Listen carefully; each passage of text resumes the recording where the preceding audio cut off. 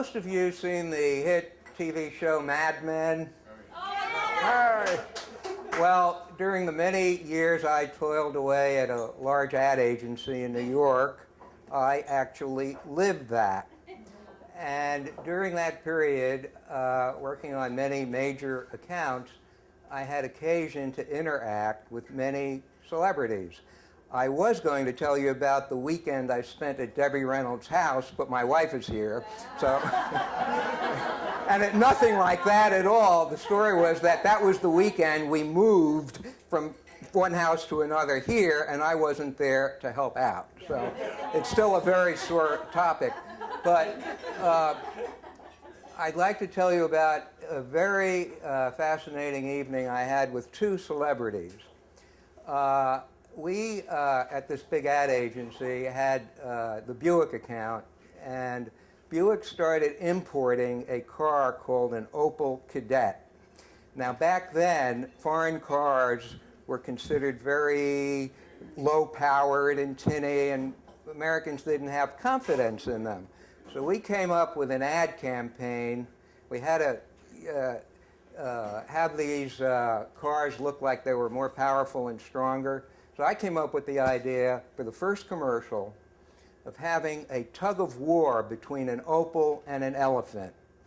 And I won't go into the details of that, but it was a huge success. And the people in Detroit said, we need more elephant commercials.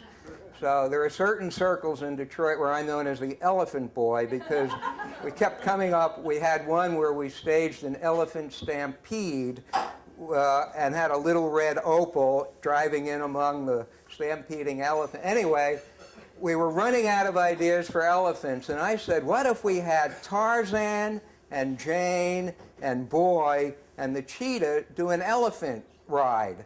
And they said, yeah, great, even though there were no elephants in the old Tarzan movies. And we said, well, who should we get to play Tarzan? And I said, what if we got Johnny Weissmuller, who was the famous Tarzan guy? So we ultimately found him. This was years after he had retired, and he was selling swimming pools in Florida.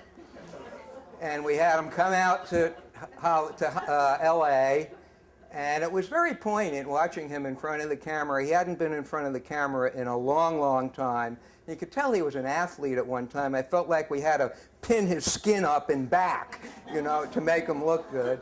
But he was really great, and he said, before he got on the elephant, he said, Eli, I'm afraid of elephants. I said, well, that's okay. It's a nice, calm elephant. We got it.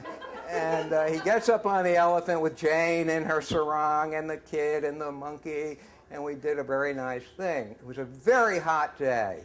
We were staying at the Beverly Hills Hotel. We get back to the Beverly Hills about 6:30, 7 in the evening. We'd been perspiring all day out in the sun.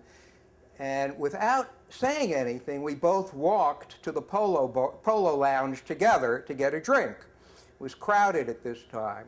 We sat down at the bar.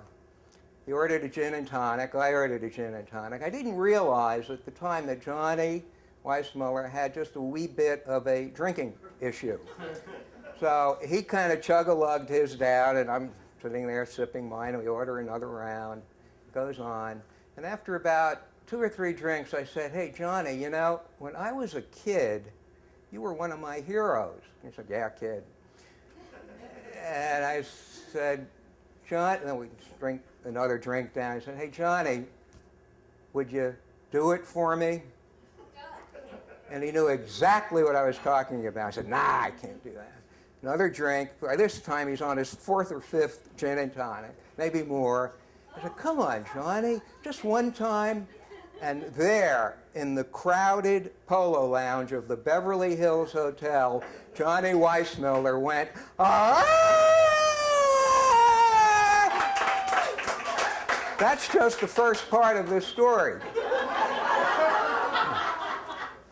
I felt somebody hovering in back of me. I turned around, and it was Lee Marvin. And Lee Marvin sat down with us, and we really bonded. Apparently, Lee Marvin was in the Marine Corps in World War II. I was a Marine. And we discovered we were both in the Marines, and we kind of bonded, and Johnny Weissmuller and I. And about 2 hours later, Lee Marvin said, why don't you guys come back up to my house in Malibu, and we'll have more of an evening together. I said, all right, great. We get in Lee Marvin's car, we bring it up, and he had been drinking somewhat heavily also. And we're on the freeway going to Malibu, and in back of the car I hear a siren and the red lights. And I said, oh, I wonder if I'm going to go to jail just by being in this car. And back then they didn't have breathalyzers. And the state cop made Lee Marvin walk a white line. And he did it. Miraculously. And we get back in, we show up, and he had a beautiful place on a cliff in Malibu. It was dark, moon on the water. We went into the house. There was a fire going in a big stone fireplace. And in the living room were these two Eurasian nymphets. They were gorgeous, exotic-looking young women. They were not very communicative, but they were very pleasant to have around.